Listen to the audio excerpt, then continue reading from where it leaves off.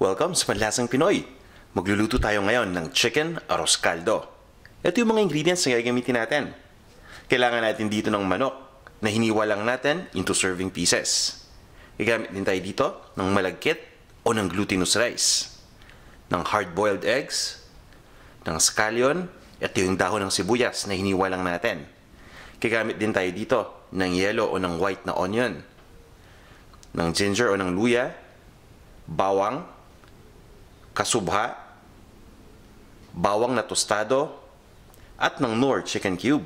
Bukod dito, kakailanganin din natin ng patis, ng pamintang durog, ng tubig, at ng mantika. Umpisa na natin. Maglalagay lang tayo ng mantika dito sa isang malalim na pot. At pagkatapos, papainitin lang natin ito. Once na uminit na yung mantika, pwede na to. Ilalagay na natin dito yung ating bawang. Itong bawang, hiniwa ko lang ng maliliit na peraso. Pagsasama-samahin natin igisa, itong bawang, yung sibuyas at yung luya. Ito na yung sibuyas na dilaw. Pwede kayong gumamit dito ng sibuyas na puti rin.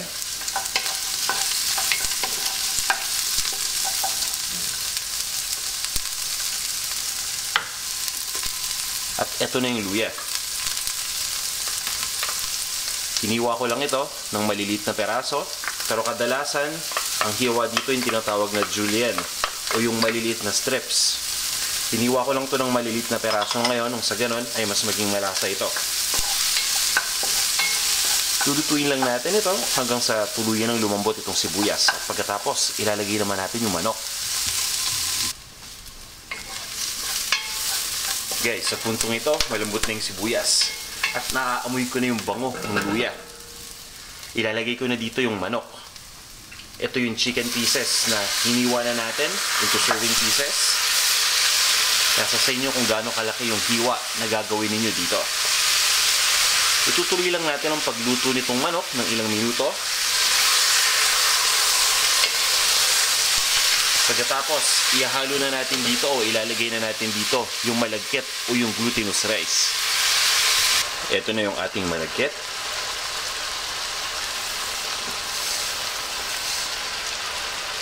At hahaluin lang natin ito. Iluluto lang natin ito kasama ng manok. Kung wala kayong malagkit na available, pwede kayong gumamit dito ng ordinaryong bigas. Dadagdagan lang natin ng konti.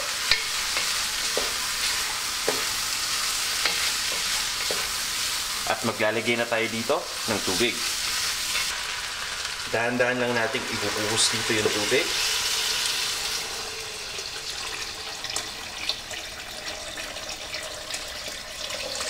Ayan. At pagkatapos guys, papabayaan lang natin itong kumulo.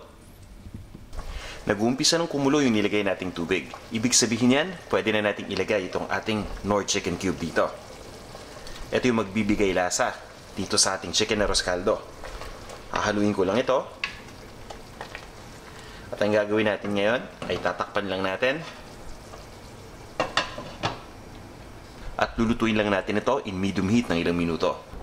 At habang niluluto natin ito, sisilip-silipin lang natin. At hahaluin natin ito nang sa ganun ay hindi dumikit yung malikit dito sa ating lutuan.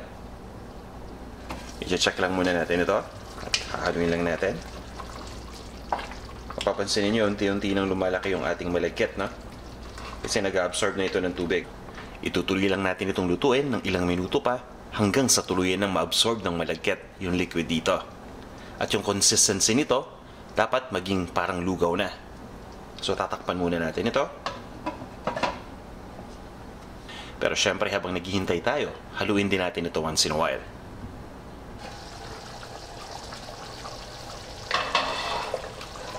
Ayan, halos malapit na tayong matapos dito dahil na-absorb na ng ating malagkit yung liquid. Mapapansin niyo, unti-unti nang kumakapal o unti-unti na nag-thicken yung texture nito. Ang gagawin ko ngayon, maglalagay lang ako dito ng patis ng ground black pepper. Pati na rin yung kasubha, ilalagay na natin. Ito na yung paminta, yung ground black pepper, yung patis, Ayan. At maglalagay na tayo dito ng kasubha. Ito yung nagpapakulay dito sa ating chicken arroz caldo. At pagkatapos ay hahayuin lang natin ito. At itutuloy lang natin ang pagluto ng ilang minuto pa.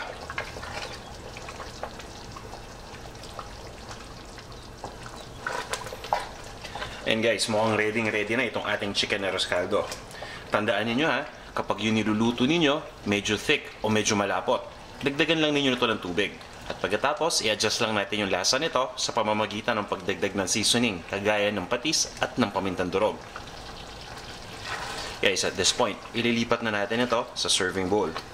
Pagkatapos, lalagyan lang natin ng hard-boiled egg sa tabi at itatap natin ito ng toasted garlic o yung tostadong bawang, pati na rin ang scallions. Ito yung dahon ng sibuyas. Siyempre, hindi mawawala yung calamansi o yung lime sa tabi. At pagkatapos, iserve na natin. Para sa kumpletong recipe, bisita lang kayo sa panlasangpinoy.com. Ito na ang ating chicken arroz caldo.